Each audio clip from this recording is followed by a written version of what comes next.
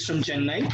The panelists for the session are Dr. Arvind Kumar, medical oncologist from Patna, Dr. Kripa Shankar, medical oncologist from Coimbatore, Dr. Arvind Krishnamurthy, surgical oncologist from Chennai, Dr. Amit Bhatt, medical oncologist from Pune, Dr. Rakesh Reddy Boya, medical oncologist from Vishakhapatnam, Dr. Srinivas Chilaguri, radiation oncologist from Chennai, and Dr. Akhil Kapoor, medical oncologist from Mumbai.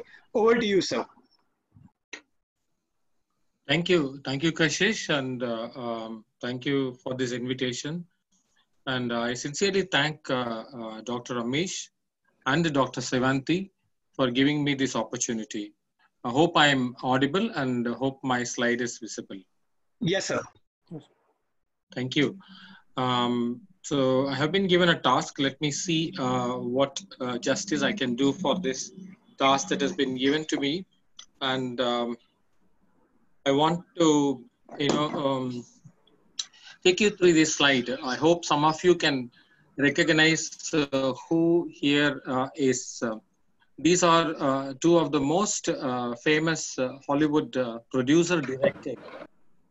One is Quentin Tarantino, and then the other one is, yes, absolutely right, and the other one is Catherine Bigelow. Why are they here? They are producer directors. And Quentin Tarantino has the most important Kill Bill and Inglourious Bastard and the great movies. And Catherine Bigelow has the Hurt Locker and the Zero Dark 30. Zero Dark 30, and she's one of the rare women directors to win Oscar award.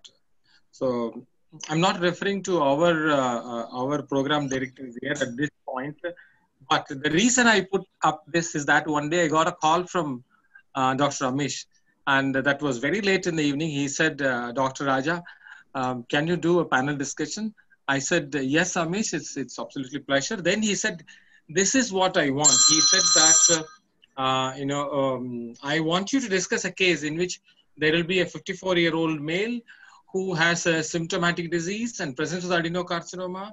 Then I want you to say that there is a scenario 1 where there is an exon 21 mutation, and there is a scenario 2 where there is CNS symptoms and there is ALK positivity, and there is a scenario 3 where there is many symptoms and turns out to be BRAF V600E positive and PDL1 positive, and there is a scenario 4 where the NGS comes back as KRAS positive. And then he said, but in all these, I want something on ADAURA trial at the end. And then he asked me, how do you like the flow, sir? That's what he asked. I thought it exactly looked like a movie script. Somebody would so that's why I had given that. And let me see whether I can, with all the players here, whether I can do justice to the movie script that you have given. And scenario 1, as Dr. Amish wanted, 54-year-old male presents with the symptomatic metastatic non-small cell lung cancer, adenocarcinoma. And then, first question is, we need to see what is the consensus of the panelists with regard to whether they will go for NGS first or they will go with an IHC followed by FISH and RT-PCR. So that's the first question. So I'll ask that to Dr. Arvind Kumar from Patna. Dr. Arvind, what would you want to do? Do you routinely do NGS to your patients, reflex testing, or you want to go IHC, FISH, and that way? What is your practice, Dr. No, Arvind? sir, not routinely. I go for IHC and PCR followed by PCR for EGFR mutation.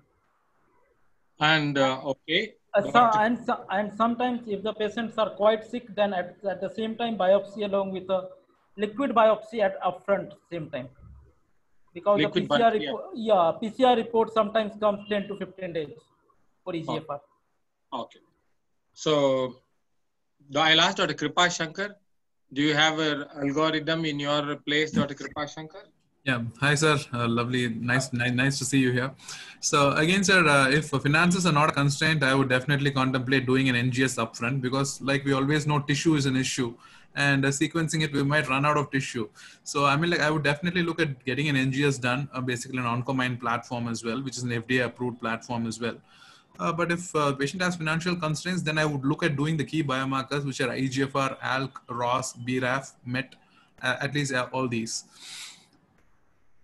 So that will be my algorithm, sir. That will be the algorithm. So if finances permit, you would want to go for NGS, and the key point that the tissue and the adequacy of tissue in sequential testing will be an important point. Thank you for saying that. Now that you have done your test and his molecular testing turns out to be exon 21 mutation. So I will turn to Dr. Amit. Dr. Amit from Pune. Dr. Amit, how would you want to proceed when you see an exon 21 mutation, Dr. Amit? Normally, osimertinib would be the drug of choice right now, but in clinical practice, most of our patients, I'm not sure they're going to afford osimertinib. So I would discuss them the alternatives as well, mainly gefitinib. And yeah, but osimertinib would be a drug of choice right now. So do you think, Dr. Amit, that the exon 21 behaves differently from exon 19, Dr. Amit? Yes, definitely. There's a inherent biological difference in the both, but the osimertinib trial showed that there was a response for both the mutations, and then that's the reason probably osimertinib would be the drug of choice. Okay, we'll come to that. I'll ask that question to Rakesh. You have seen exon 21, L858R. What will be your thinking, Dr. Rakesh, with regard to when you want to choose? So I would assume no CNS metastasis, sir, in this particular patient. No CNS metastasis. So my options will be in order. If the patient is affordable, osimertinib or chemotherapy plus first line TKI or Bev-Verlo. These are the three combinations that I would like to consider in this particular patient or discuss with the patient. We talked about Bev-Verlo. Why? Yes. So there is some preference of Bev-Verlo combination in exon 21 mutation, especially. It is at least the PFS part is superior in Bev-Verlo combination compared to erlotinib alone. The recent overall survival data that has come up has not suggested that Bev-Verlo is superior to erlo alone, but we don't know what the subtype of exon 21 is showing in this particular subtype. We will need to wait for the final analysis. I have used Bev-Verlo specifically in patients with CNS metastasis, preferred using it in CNS metastasis who had got brain radiation and subsequently, not affordable of osimertinib. So this has been one of my go-to regimens. Specifically, but this is one regimen I would still consider in this particular patient.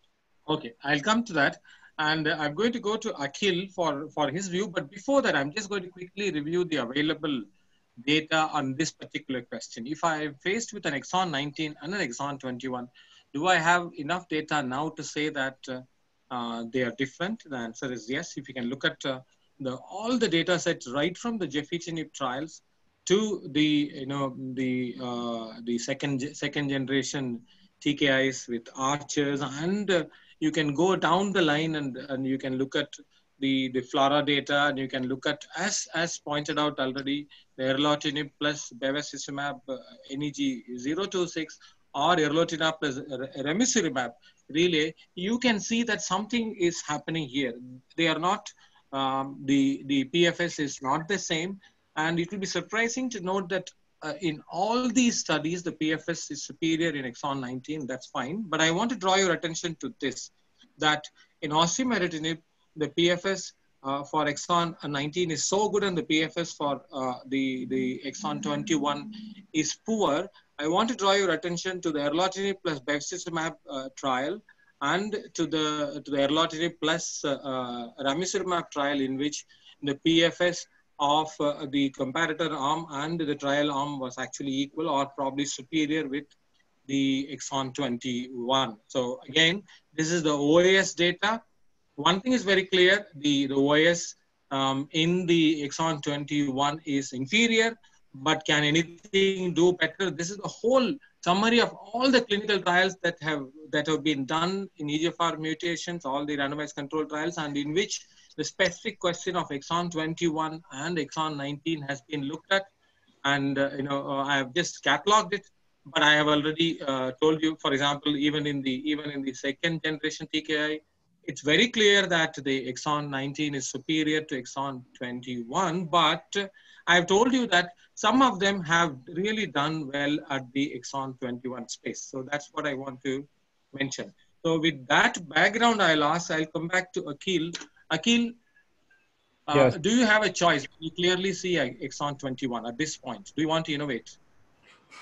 Sir, definitely at seeing the exon 21 mutation, I know osimertinib might not be so much preferable. Here we definitely try to use chemotherapy with gefitinib if feasible, depending on the performance status of the patient. If PS is dicey, that means 2 or beyond, we tend to use osimertinib if feasible. Else, we try to use Gef plus chemo in the first line setting. If both is not feasible in view of cost plus comorbidities precluding the use of concurrent chemotherapy, we try to use gefitinib alone. Thank you, Akhil. We'll come to your chemotherapy question, and we'll also come to osimertinib question very soon. But I will just want to draw the attention of the entire panel to this particular data set that came last year in ESMO. The EGFR mutation subtypes and the response to immune checkpoint blockade treatment just on the subtypes alone. That's the message. You see that the L858R is superior in its response to immune checkpoint inhibitor as when compared to the exon 19. So I'm not saying that, but just keep this in mind. And it is as close to the wild type, response rates to immune checkpoint inhibitors. So I'll come to what Akhil pointed out.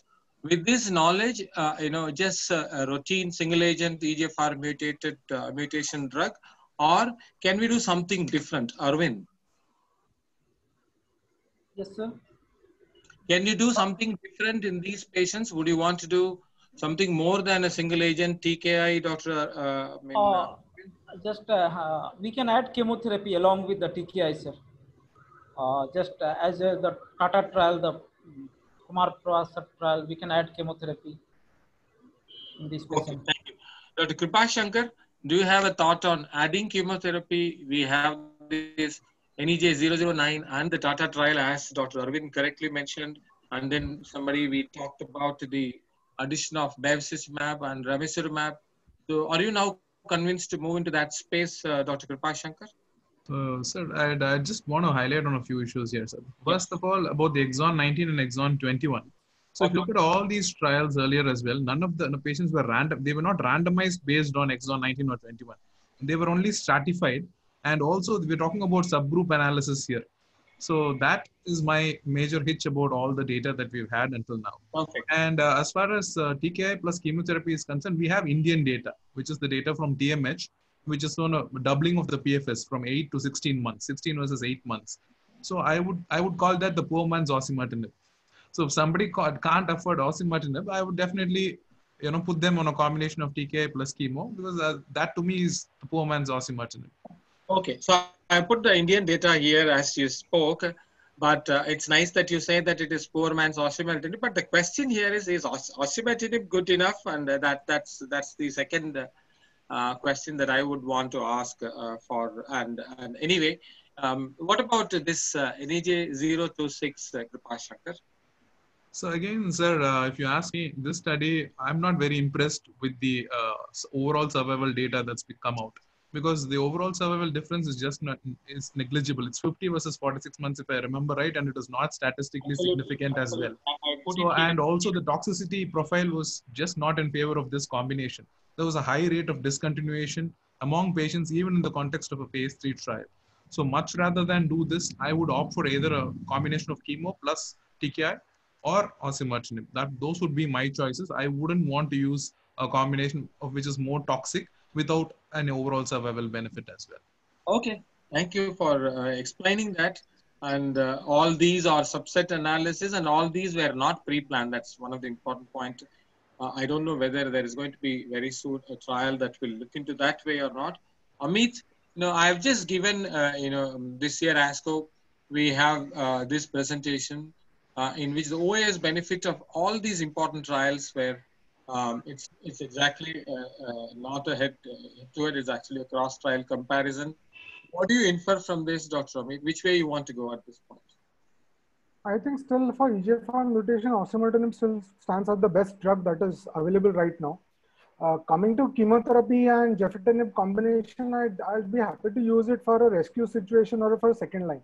But a patient who's doing well and with a good EGFR targetable mutation, I think osimertinib would be a drug of choice. Arlo and Bev, I'm not really using, and because I'm not really impressed with the Arlo Bev data, and it's pretty toxic for the patient tolerating both Arlo and Bev, especially the skin toxicities. So you are not convinced with the Dr. Norana's, Vanitha Norana's startup paper in which the hazard ratio was 0.45 with the addition of chemotherapy. So I mean, what is that? What you are trying to say, Doctor? No, that's a good data. That's a good data. But upfront, you for a EGFR mutation patient, I would be happy using just osimertinib, a patient who's comfortable with the oral drug rather than giving chemotherapy upfront. Okay, so Rakesh, I know I'm coming to you. This is the question, and this is the riders of the last arc.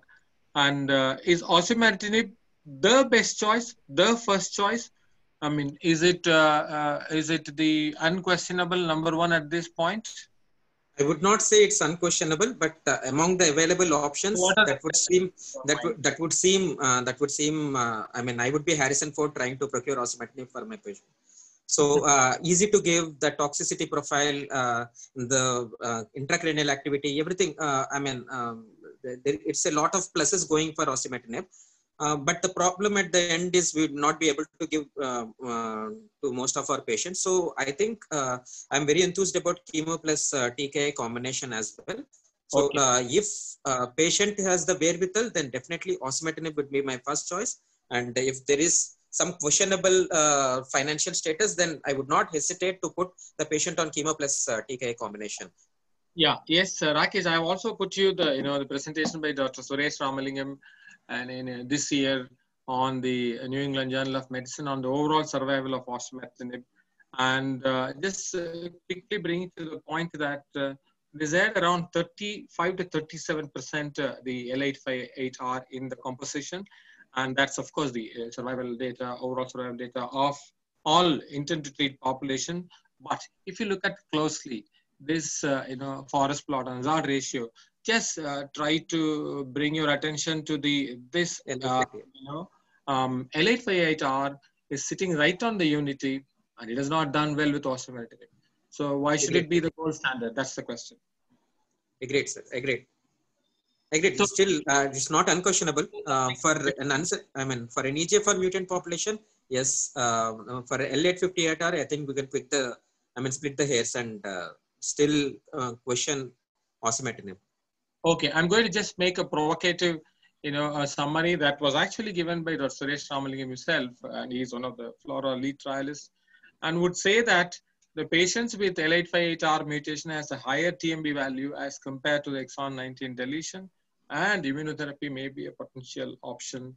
So should we look at all that, ABCP and so on and so forth? So I leave it. I leave that question open. I will go to Akhil now. Akhil, in this patient, in your clinical scenario, this is the movie 300, one of the very good action movie, and you have already started chemo because you had no choice, and then your test goes on, comes back, and when one cycle is already done. So what will you do, Dr. Akhil? Would you want to go back and change track, or would you just want to hang on and continue with chemotherapy, or would you want to add your TKIs to the queue? Yes, sir. Now, since we have the data of combination of chemotherapy with TKI, I will be very comfortable in adding gefitinib to this scenario. However, if the patient is having significant brain disease and patient is symptomatic for brain disease, there is an option to switch to osimertinib as well. And that will depend on the performance status of the patient at that time. If the patient is completely fit and PS1, I would tend to add gefitinib to the ongoing chemotherapy. That would be most suitable choice for me. Okay. So, you would be comfortable to continue and add gefitinib to that based on the, the NEG 009 and Tata. And if you one more point I would like to highlight, sir. In the TMH study, PS2 patients were also included. rare mutations, that is double mutations, combined mutation, complex mutations, these patients were also included. Thus, I want to highlight that in the TMH study, the control arm was having lesser PFS and OS because the patients were more reflective of the real world scenario, and these were not excluded as in the other trials. Point taken. Point taken. The comparator arm did poor as compared to any other major Gefitinib or data, but then, as you rightly pointed out, it's a real world. But the most important message it gave us was probably the combo of chemo plus TKI. Somebody mentioned as poor man's osimertinib. But unfortunately, you send this NGS and you get a report back as exon 20. What do I do? I mean, exon 20 mutation or insertions. What would you do? I'll come to Arvind on that.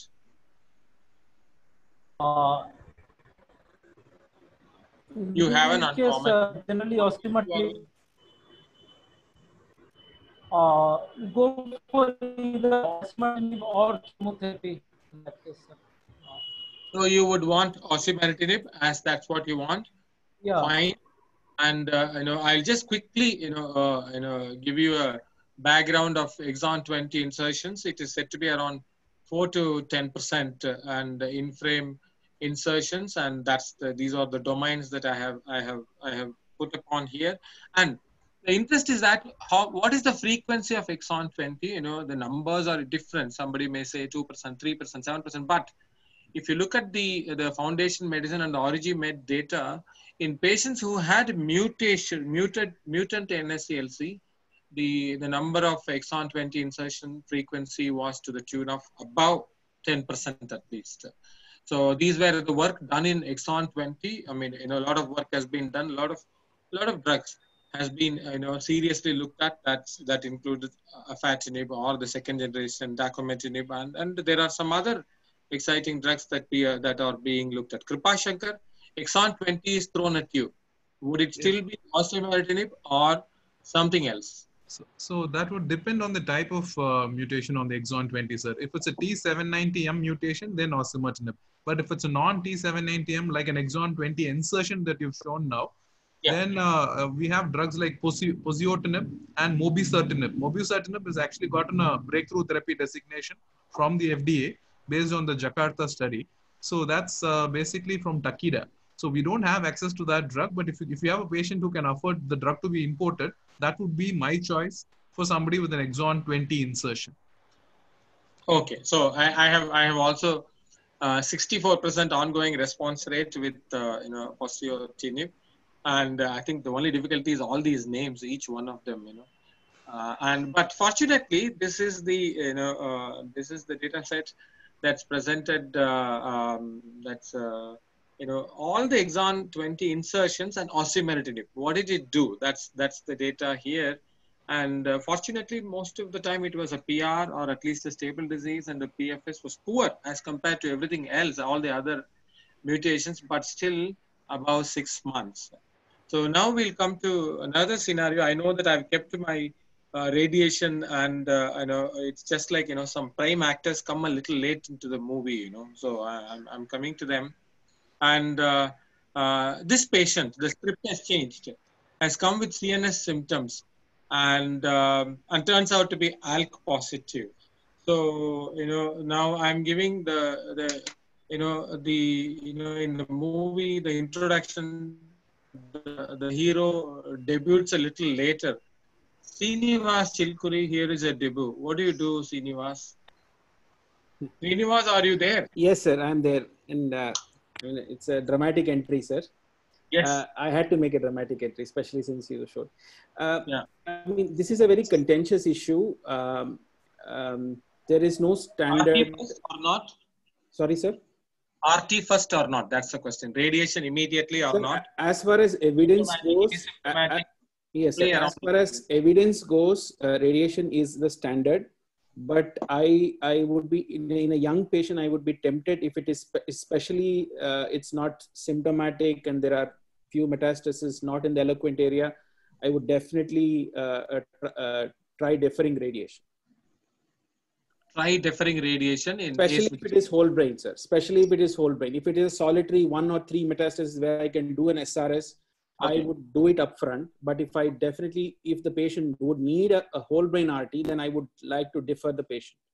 Particularly with the encouraging data, newer ALK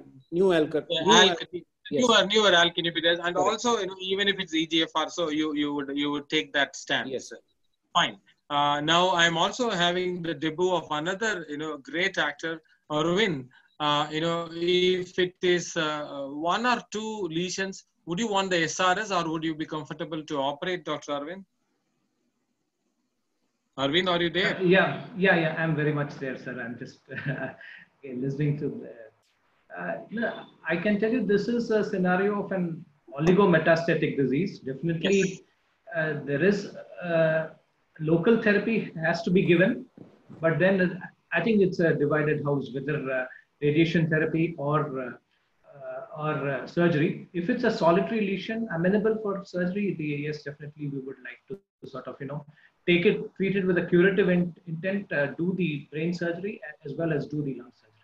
So because you would go on a case-by-case basis, you don't go with a fixed idea. That's the whole. Because these are the M1 cases in which surgery could play a potentially curative role, both for the primary and the lung metastasis. But again, there is an issue of a targetable mutation here. So I think the choice would be, of course, based on the symptomatology also of the patient, and the timing also of these therapies can be sort of decided based on that, and preferably also based on the response for therapies.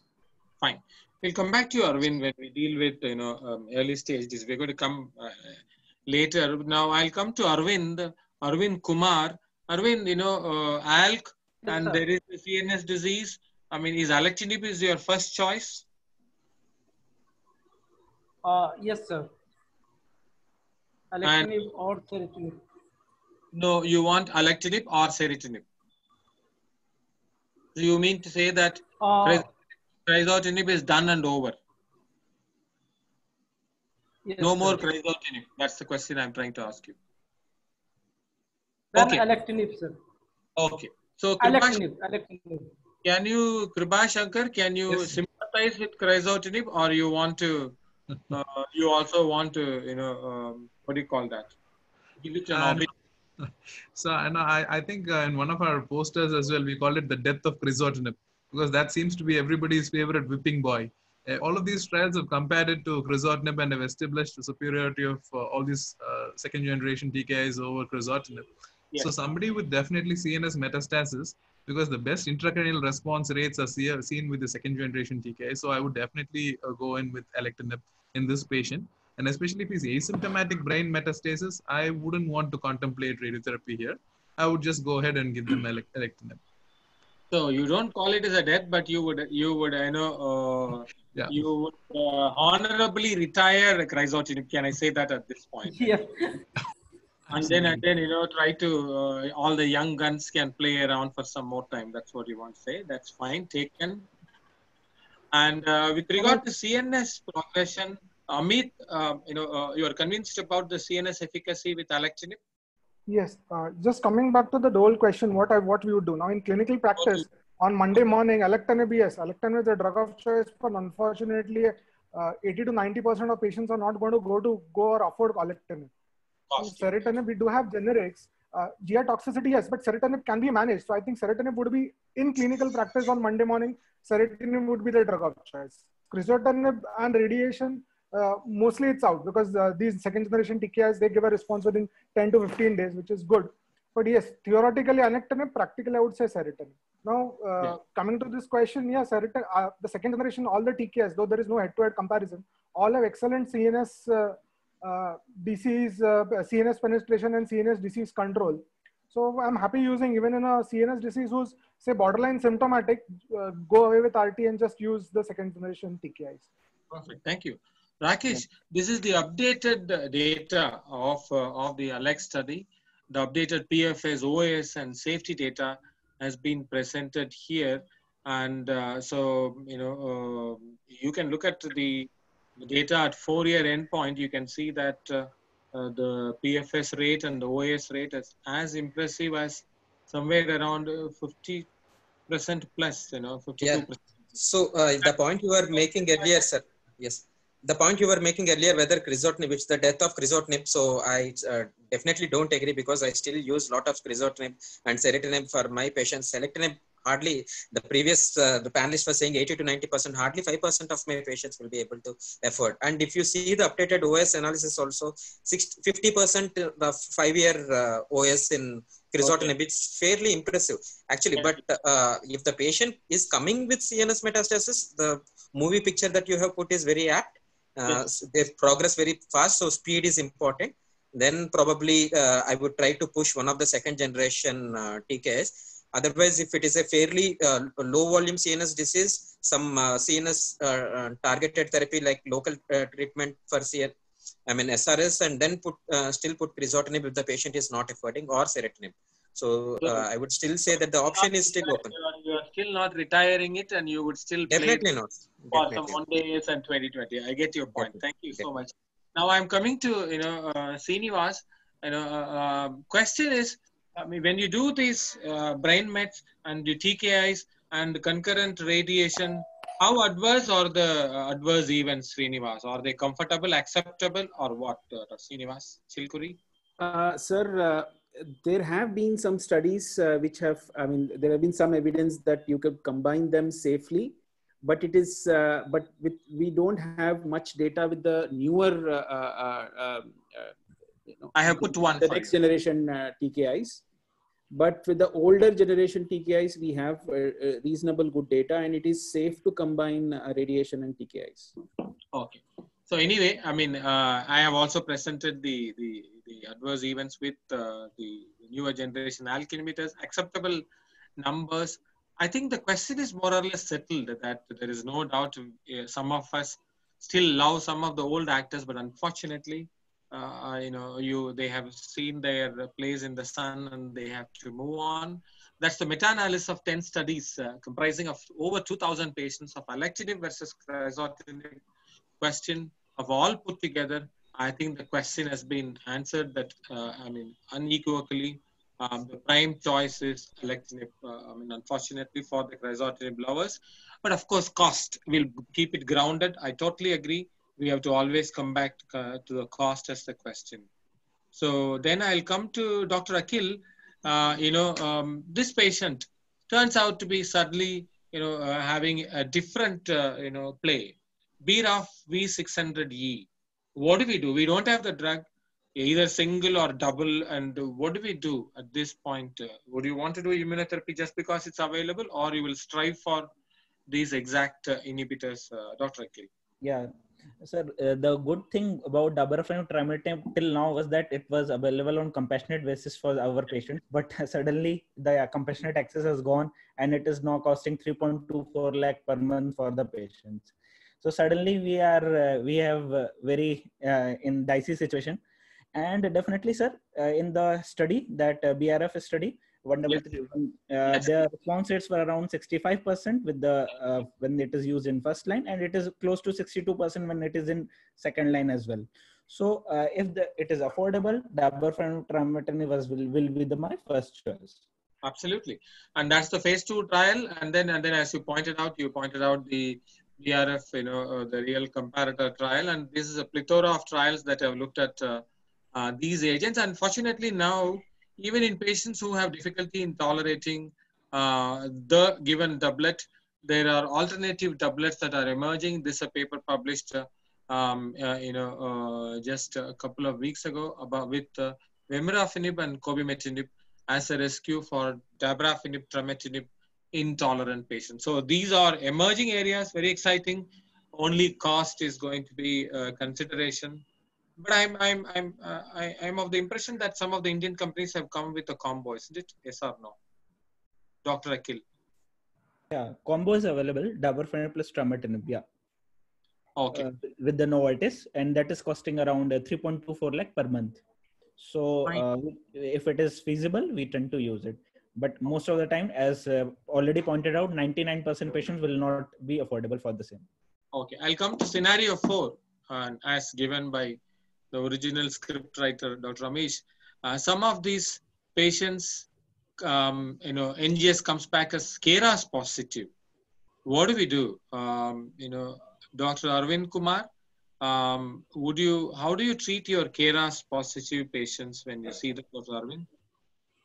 Same patient, sir, having PD-L1 5%, the same patient. Okay, for your case, I would allow that PD-L1 5%. Okay. Then the BRAF inhibitor will be out of question, and sir, definitely I will go for immunotherapy. And regarding immunotherapy, I would just like to share my experience that I generally use a low dose nivolumab, even 2 mg per kg to my patients sometimes. Okay. Sir, is it KRAS G12C? Which KRAS mutation? That is an important point. That's a point, but the script was not given on that, so I didn't know what that was. But anyway, I'll turn to Kripa Shankar. You have a KRAS. What do you do? Go for it. Yeah, so there are a lot of KRAS inhibitors that are being pursued in clinical trials, but we don't have access to those molecules yet. There is the AMG 500, and then there is the Salarasib, which is a KRAS inhibitor as well. But unfortunately, we don't have access to those to those molecules yet. So I would go in with a combination of either chemo plus immunotherapy or chemo alone in those subset of patients. Okay. When Amish spoke to me, he said that all that is fine, sir, but somehow the last 7 minutes you have to bring the ADAURA trial. What it reminded me was, from Hollywood to Bollywood, you switch, and then we need that song and we need that fight. That's what we want. So I tried to somehow insinuate that song or the fight into the movie. And here you go. I think that's Amish dancing there. I leave it there. Now, ADAURA trial. I'll come to Arvind. What is your Arvind Krishnamurthy? What is your take on adjuvant data post-lung surgery with all these TKIs? What has been an impression over the past 10, 20 years, Dr. Arvind Krishnamurthy? I've briefly read through this ADAURA trial, and of course, the endpoint was disease-free survival, but I think it was very, very impressive. The hazard ratios, especially of 0.1, it's nowhere to be seen. We have had earlier trials which have shown at least some sort of equipoise, but then the amount of DFS benefit that has been shown is sort of is something that we cannot ignore at this point of time. Given I know that the overall survival data is not mature, we need more data, but definitely I think we are more inclined to sort of consider this as one of an option, and we must discuss this as an option with some of our patients. That is something that I would like to say. Okay, so I'll go in the reverse order. Akhil, are you convinced with this is the DFS data our Arvind Krishnamurthy was pointing out? This was the DFS data specifically for stage 2 and 3A, which is one of the primary endpoint. And I also have the DFS for the overall population, which included 1B, 2, 3A, and then there's a secondary endpoint. And that's the data. Look at the hazard ratio. Everyone has already talked about it. Hazard ratio of 0.17 and hazard ratio of 0.21. These are mind-blowing numbers. You have never heard anything like this in the oncology and in the lung field. So, Dr. Akhil, what is your comment? How do you take it? Yes, sir. The main drawback, everyone is saying that this trial is having DFS as the primary endpoint. And everybody wish to attain overall survival, at least in adjuvant setting, if not in the palliative setting. Right. So that is an important point. And the cost of osimertinib prohibits us to use osimertinib in adjuvant setting for 3 continuous years. That is very, very challenging for us. Even when, however, as you said, HR of 0.17, it is very, very promising. And if this drug is available at cheaper cost, this can be definitely considered, but not at this cost. Cost benefit might not be justifiable in this time. Rakesh, what is your take? Are you convinced or not yet, Rakesh? In a single line, sir, no, I am not yet convinced to change practice basing on this DFS data. The one thing that bothers me is I would want to wait for the OS data, that is for sure, especially after the CTONG OS data that has come, suggesting that gefitinib, which has shown very good hazard ratio of 0.44 in DFS, the overall survival has not translated. Similarly, for I would assume something might happen in similar lines with osimertinib, because here PFS2 and the subsequent lines of treatment will also become important for these particular patients. Again, I would also want to see the staging, how the staging was done for these particular patients also, by labeling them as stage 3 or stage 3A. With the available literature, I would not be changing the practice right away, but stage 3A subset is something that I would definitely be looking at with more closer attention once the final paper comes along and once the OS data comes along. Yeah, here I presented an early OS just for your, but again, as you point out, it's a very early OS, but we were hearing, Professor Raman Deshpande's, when the margins were not adequate, etc., would that convince you to do something like this or not? Dr. Amit, what is your take on the ADAURA? You want to include it in your practice or you want to wait? The real question to be answered right now is, are we curing our patients with using ADAURA, or are we just delaying the inevitable? That was a beautiful ASCO post. So so overall survival, yes, but we might not get that. It's too far away to get that answer for the overall survival, because most of the patients went on to osimertinib after all. A couple of flaws that I'm here in this is the 45% did not receive adjuvant chemotherapy, though it was not a must. So 45% of patients in the trial did not receive the standard of care, which was when the trial started. And with this, the cost is again, it's pretty prohibitive for 3 years, but I'm not really sure. If you look at the old data where EGFR TKs, like the SELECT data, most of the recurrences occurred almost 20 to 25 months after stopping the erlotinib. So the question is, are we just delaying the inevitable? And to delay the inevitable, should we be just exposing our patients to such a huge financial toxicity? So I think we should be waiting on this trial for much more data to come. And maybe my point of view is, maybe we should be using osimertinib at the first sign of progression rather than upfront, because we are not really this looks too good on face value, but I'm not really sure that we should be attaching how much value to it. The long-term outcome would tell us.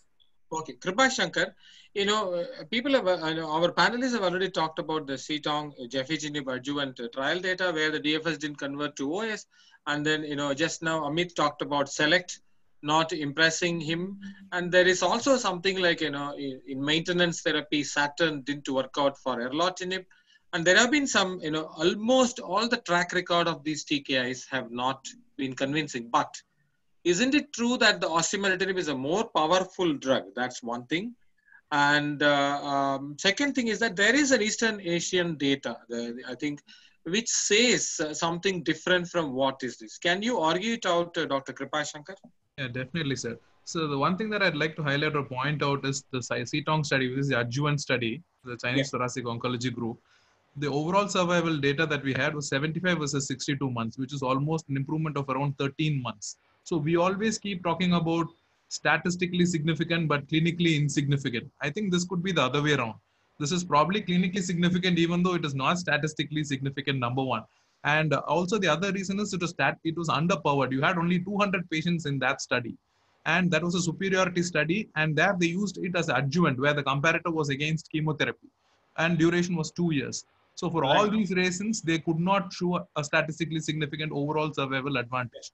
However, with the ADAURA study, it's a different question altogether, because about 50% of the patients actually received adjuvant chemotherapy and then went on to receive osimertinib. So where do you place osimertinib? Would you do it as adjuvant or would you do it as maintenance? Is the number one question. And second thing would be the duration. Would you do it for 2 years based on the CTONG study or 3 years based on the osimertinib study? And then what do you do if they progress? I think these are the key questions. But if you ask me, I would definitely offer this as an option to my patient, because I'm really convinced with the ADAURA data, and I'm sure with time, we will definitely see an overall survival benefit because the ADAURA is adequately powered. It has around more than 600 patients. So it is not like the CTONG study, which had only 200 patients. So with this, I'm sure we will be able to see an overall survival advantage eventually. Eventually, I'm very glad. Sir, that one point can I make regarding the median overall survival? It is 75 months and 79 months in gefitinib and chemotherapy for CTONG study, not 75 and 62. No. Actually, I'm sorry, Rakesh. I'll have to correct you on that. So if you look at the overall intention to treat population, it was 75 versus 62.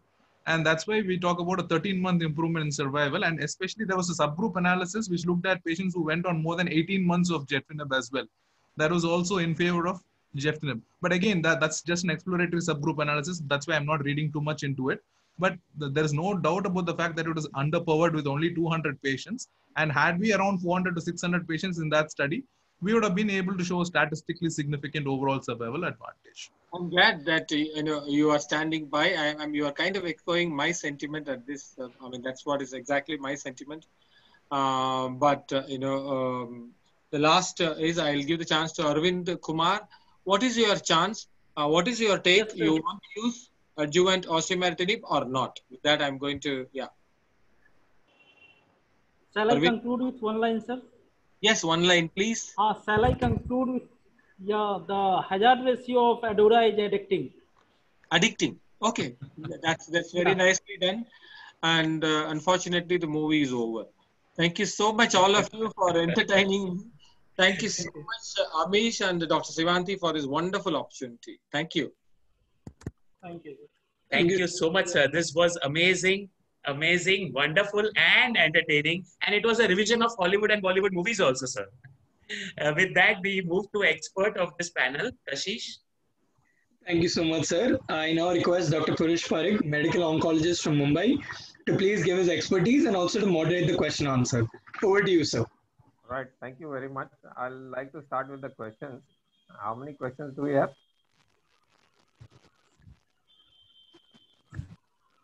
While you're putting up, I will start giving my comments. Are there questions there?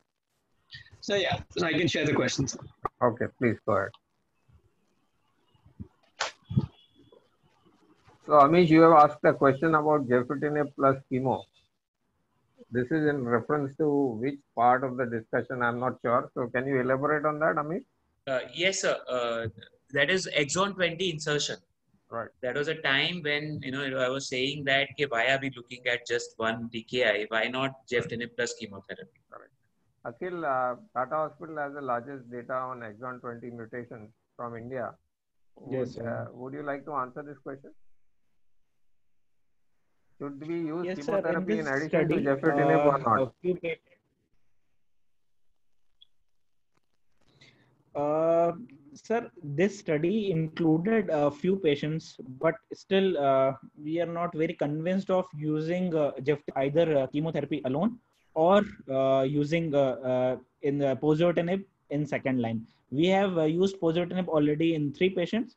Out of the 3 patients, 2 patients have significant toxicities. We had to reduce the dose from 16 to 12, then to 8. Mobocertinib we tried, but Takeda clearly refused that they are not going to give it in compassionate access. And we have used afatinib for around 4 to 5 patients as well. So it is still confusing. There's no clear-cut answer. But Gef plus chemo might not be the effective option. Okay. It appears. Right. Vamsi Krishna, are you there? Why not DACO you have mentioned in the question? Again, I'll have to ask you to elaborate on what specific patient group you are referring to, and then Raja can answer the question. Sir, I was actually talking about the same exon 21 group. While in exon 21, DACO has shown an OS benefit. It's the only TKI to have shown an OS benefit. Others have not shown. In fact, it's negative there. So Raja, would you like to answer that? I think Vamsi's question is right, because DACO seems to be slightly different when it comes to the L858R as compared to the other TKs. I think that's what Vamsi wants. Basically, what I'm trying to point out here is that for L858R, we are seeking new answers. And then one of the answer could be that, dacometinib. And then the other answer, as some of the panelists beautifully pointed out, is to consider adding chemotherapy or to add, inhibitors, BEV or ramucirumab. I think something more needs to be done. That's what is the question that is begging. Right. Amish has talked about the hazard ratio, which Arvind Kumar said was addictive, and I also am in favor of offering this for patients who can afford 3 years of adjuvant therapy, especially if they are stage 2 or stage 3. Stage 1B, the forest plot is touching unity, and probably that is still questionable. But at least for stage 2 and stage 3, I would have no hesitation in discussing this with patients. And Sevanti also has mentioned the same thing. Now we go on to the question from Bharat Rangarajan. Does this mean that adjuvant gefitinib is enough? Why argue about chemo versus OSI?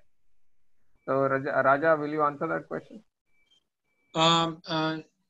I don't think I don't think I can answer that because we have debated quite a bit 10 minutes more on whether adjuvant osimertinib is acceptable or not.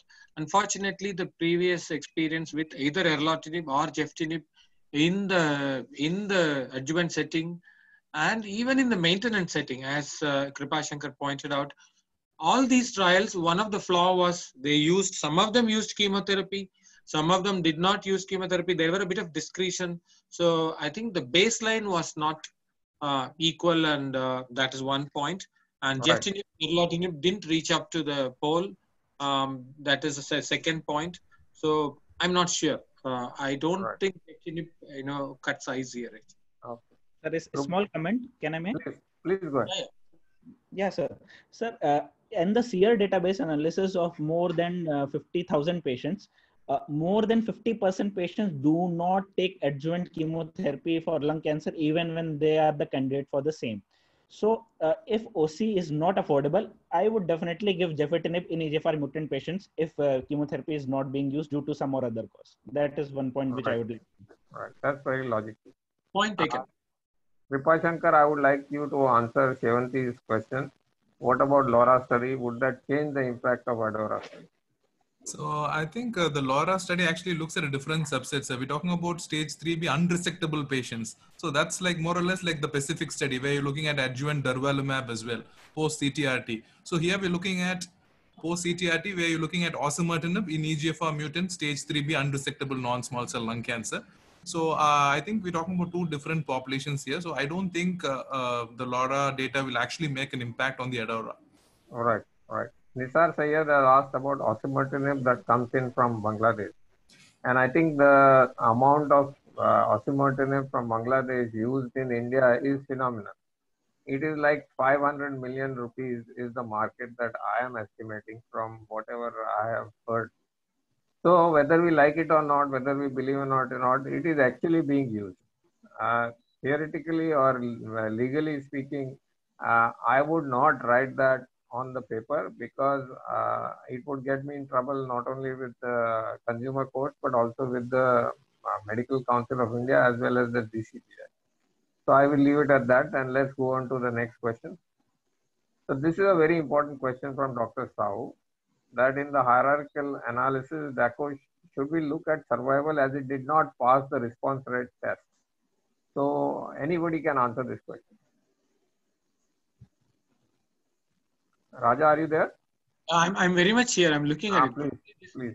I think Sahu has answer to this question. I don't think really speaking. Sahu has good insight into this. This is how the statistical analysis has been built in. I think what he is trying to say is that why look at some sort of an advantage when it doesn't fit with the everything else? No, sir. Can I come in? So if I'm not wrong, the dacometinib had a hierarchical analysis. So if it did not have the superiority in response rate compared to gefitinib, in hierarchical, that is a point that you do not look at the second endpoint. Okay. Yeah. So should we be commenting on the OS advantage of dacometinib? Was the question at all? Because on statistics, we talk of subsets very, very clearly. So we should be looking at this also. But unfortunately, we both have heard the presentation right from the first author himself, several forums, and that's what they keep emphasizing, isn't it? Yeah. So all of us do, but if we read into, if I'm not wrong, if it's a hierarchical, then I think we should not be commenting on that. Okay. So but others might differ. Yeah. So, sir, if I can just make a quick comment on that. Sure. Yeah. So, I mean, like, if you look at the IM Passion 130 study as well, where they looked at co-primary endpoints and then a hierarchical analysis was done, even though they did not show an advantage in the intention to treat population, they looked at the PDL1 positive subset alone. So it's just the same way that they're doing that in the dacomitinib Archer 1050 study as well. You so can, I agree with you can do that, but on a strictly logical, statistical point of view, it should not be done. No, agreed, sir. Obviously, your point is very valid, sir. But I'm just saying that right now, why I put it across. None of us speak about this, and we speak so much on subsets. We never speak on this point. That's a very important. Absolutely, sir. I think I agree with you on that. But the only thing is, a lot of these trials right now have looking at co-primary endpoints, and then that's where they do this hierarchical analysis as well. So I think that's what. Yeah. Good. Thank you very much for that. I had put down several points, but I think I'm going to focus on 3 of them. One is that the incidence of brain metastasis is not only gaining importance, but it's going to continue increasing because the number of patients that are going to live longer is going to be a problem. So we have to be ready to ask. As far as head-to-head comparisons among the TKI options is concerned, we are in a real world. So even though we don't have the head-to-head comparisons, we will definitely have to take a decision for an individual patient based on cross-trial comparison. That is a fact of life. And the third point I want to make is crizotinib seems to be suffering from old age, but much faster than the fate of 5FU in CMF and tamoxifen in breast cancer. With that, I thank you very much for active involvement. I think Hollywood, Bollywood was made exceedingly interesting by Rajat, and all your A1 A-grade actors played their part very well. Thank you very much, and over back to the organizers.